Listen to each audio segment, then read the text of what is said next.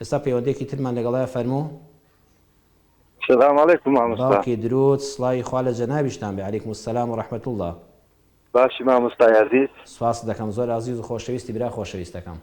خوا سەلامت کە وەڵی مامۆستا پێم خۆش بوو لەسەر کۆمێنتێکی داکەم تەلەفۆن لە بۆ بەڕێز کەم چەند ڕۆژێک پێش ئێستا لەیەک لە بەرنامەکان تەلەفۆنی لۆ بەڕێز کرد. طبعا داچی منە 5 برا مەمری خۆیان کرد لە تەمەنی جۆراجۆ لە هەرزەکاری بچکەت و گەورەتر تەنها من مامەوە. یاخوا تەمەندرێژ بی باوکی درود کاکەی گیان. خوا سەلامت کە جیار بوو دایکم یعنی بە پەرۆشەوە تەلەفۆنی کردگوایە لە قسەی دەردەچمویان کۆمەڵک با بڵێن کێشە موشیلەم بەڵێ لە پێشووتردا هەبووە بەس ئەلحەمدولله ئینشاءالله هیدایەتی خوامەوە کردیە و ناشتوانم لە قسەی داکەم دەرچم و ئەو جەنەت و تحت الأقدام الأمهات نامرێ لە دەرسیدا مامۆستا. یاخوا سەلامت کاکە دوو هەرەوە چاوەڕێ لە جەنابیش دەکرێت. ئێمەش لە جوابی تەلەفۆنی دایکدا هەروەمان گوت کەەوە نازی باوکو و هین دایک و ئەولادایەتیە.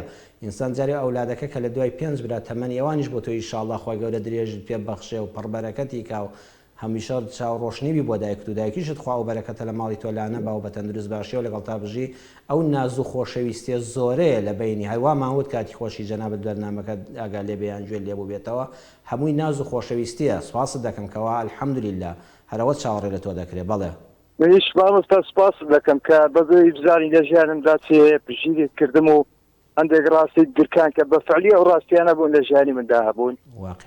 خوا جەزای خێرت داتەوە. زۆر سوپاست دەکەین و تێگەیشتنی توش بێگومان لەگە تێگەیشتیمە یەکشت بوو و زۆر سوپاست دەکەین. خوا گەورە دەست بە عمر و باڵاتەوە بگری ئینشاءالله هەر دەمێنی لە بۆ خزمەتی ئەو دینەی.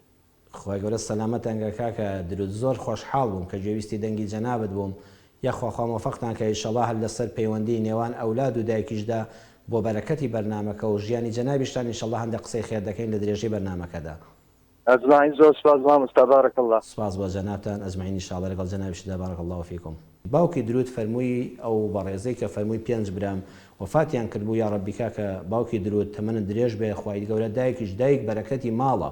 بەڕاستی ئەو کاتەش دە پەیوەندیەکەی جاری پێشوشدا من عەرزم کردن و ئێستاش عەرزم کردی. الحەمدولله تۆ کوڕێکی ساڵحی بەڵام دایکت ئەوەندە تۆی خۆش دەوێ هەندە چاوەڕێی لێتە بەقەدەر ئێستا تۆ 6 کوڕ چاوەڕێی دایکت لە تۆ هەیە. پێنجەکەی کە وفاتیان کردو جێگەیان بەهەش بێت تۆش الحەمدولله تەمەندرێژ و پڕبەرەکەت بی ئێستا دایکت بە ئەندازەی 6 کوڕ چاوەڕێی لە تۆ هەیە.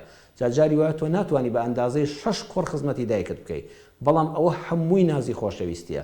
الحەمدولله ئەو گەورەی خۆتە کاکە باوکی درود کە دەفەرمووی من پێشدا بەدڵنیایەوە منیش و تۆش و کاکەکانیش و هەموو بەڕێزانیش خوشک و براکان کەم و کوڕیمان لە سەرەتای ژیانی گەنجیدا هەبووە بەڵام دوای وەردەوەدە بە خۆماندا دەچینەوانە و دڵنیاین کە بەهەشت دەژێ پێی دایکماندایە دەبێ قاچی دایکمان ماچکەین دەستیان ماچکەین دەست بە سەریان نابێنین لە خزمەتیان دابین ئەوە فرسەتێکی زێڕینە بەرەکەتی ماڵەکەت هەتا نەڕۆیشتووە. الحەمدولله کەەوە ئێستا دەڵێ سوپاس بەخوا بەخوا ئێستاوانیم ئەوە گەورەیە. الحەمدولله ئەوە هیدایەتی خوایە کە باوکی درود یا ڕەبی تەمەنت پڕ بەرەکەت بێ ئینشاءالله یا ڕەبی دایکیشت بەلەشێکی ساغ و دڵێکی خۆشەوە ئەو ناز و خۆشەویستێت هەر بە سەرا بکە ئەو بەرەکەتە لە یەکدا نەبڕێن ماڵتان پڕ ئاوەدانی بێ. دووبارە سوپاس دەکەم برای خۆشەویستم سوپاسی متمانەتان دەکەم.